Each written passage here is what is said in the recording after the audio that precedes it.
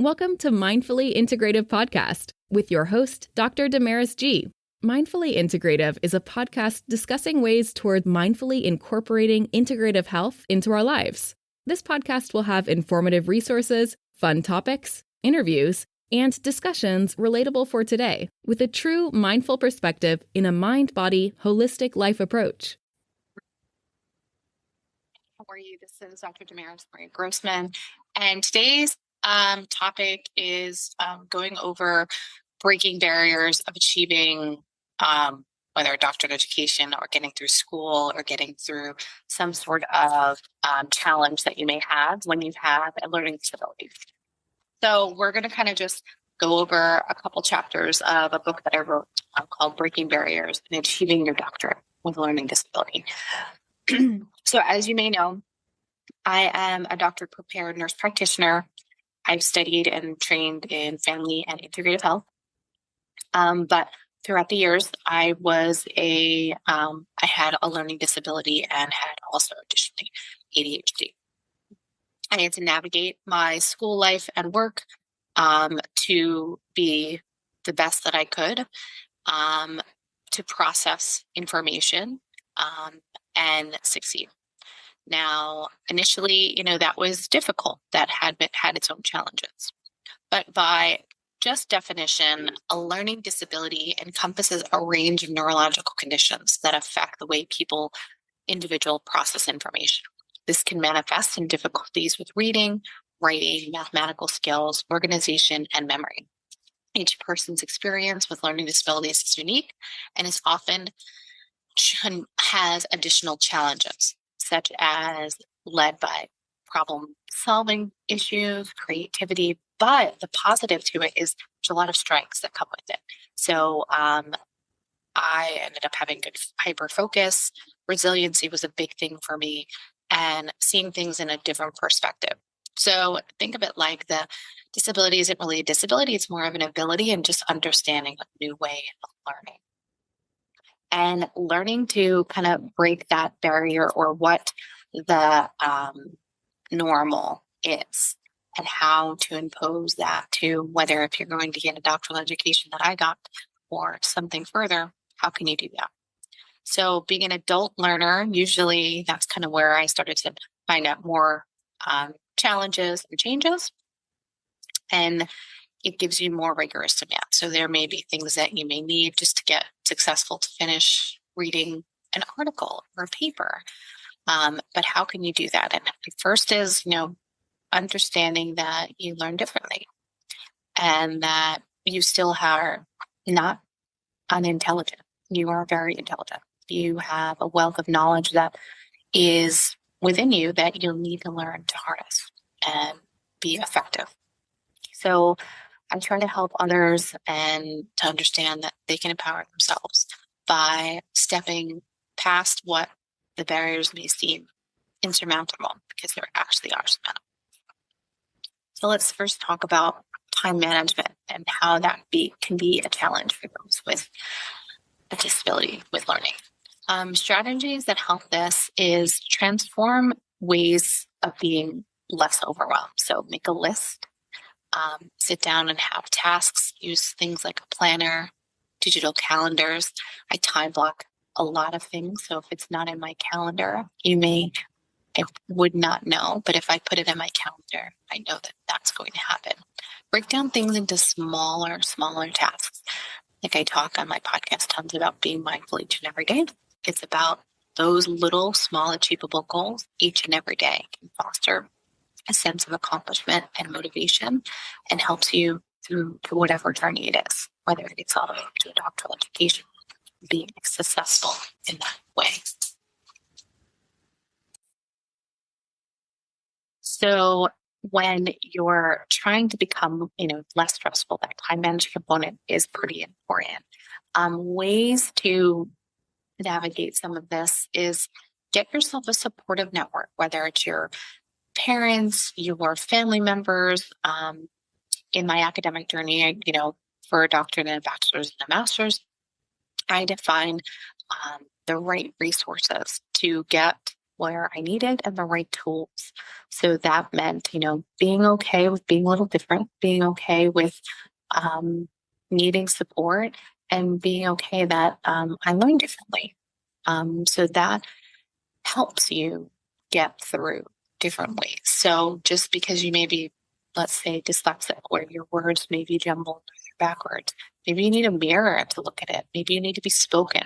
Maybe you need a visual audio check.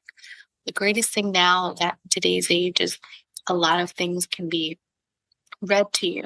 You can visually look at them. They can be spoken to you.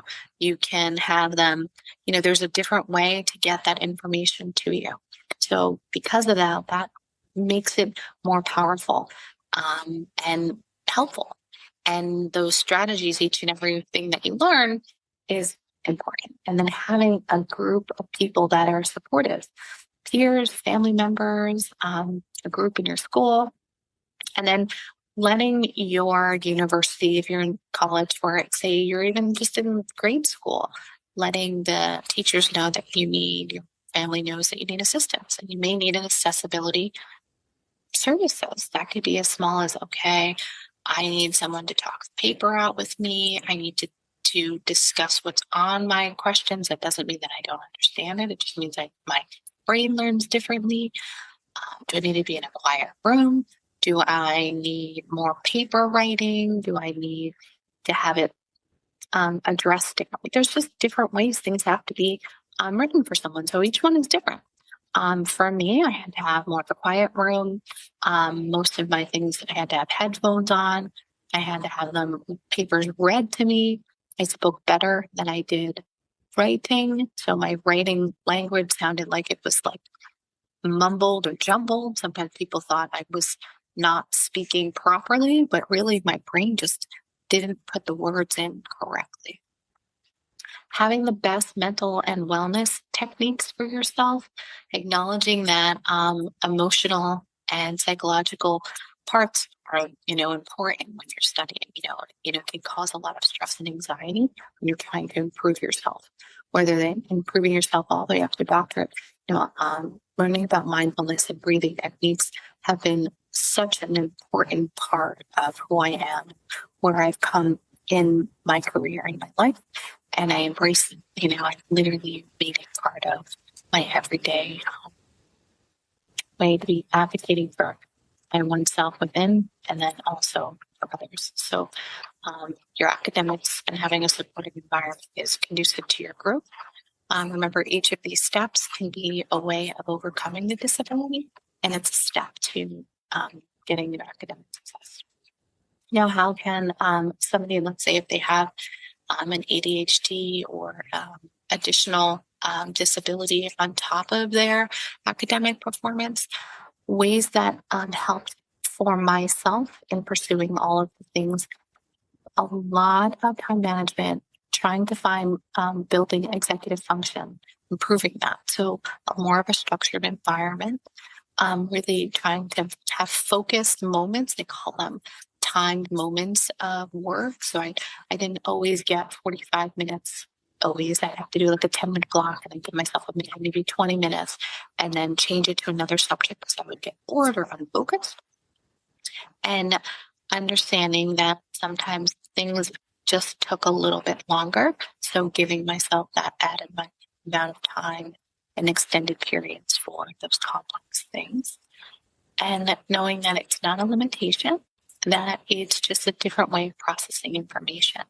And all of these things, like I said, it's just reframing the way your brain works and understanding they're not disabilities, they're just abilities and ways to change. So I became successful to finally get to a doctoral degree by learning these strategies and utilizing planners. I use digital calendars all the time, a lot of dictation software. I had to listen to articles. I had to highlight them. I found creative ways to sit and focus. Sometimes I would have certain binaural beats or music, certain areas. Sometimes I'd have to be outside. If the environment felt like it was just not, I felt like I was out of control or tired, I needed to find a place to grow. that in itself was super helpful. And then also finding a peer group that was willing to listen and be a resource, and talking to other individuals that also had to maybe navigate some complexities in their life. And so I could build some confidence, because your mental health and your wellness is so, so paramount and so important to getting to that next level. I do have to say, though, I was able to leverage the creativity to do more and to have a different perspective on my work. My resilience just kind of excelled me more. And I was able to manage different parts of work by learning that when I had my hyper-focused moments, to really hone in on them. And when the moments started to fade, to bring back, breaks, so that it became less of a barrier and more of an important thing. Common misconceptions about those with learning disabilities is that they view them as a person that can't do, that they're not intelligent, and they're misguided. And that is so, so false. More and more, I can tell you that these individuals actually have so much to offer. And sometimes our brains are like kind of rewired almost with so many branches of learning, and it's not linear. So in a way, it actually makes us more of a superpower to be able to do more and see things in like another light. And I find it to be awesome. Like I've learned to know when I need breaks. I learned to know what I'm good at, and to know where my strengths and weaknesses are. And you will too. And I think that's part of that, having a good support to get to that next level, and understanding to not ignore when things are off. The misconception with those is that they don't know how to learn. They have poor teaching, or they're very lazy.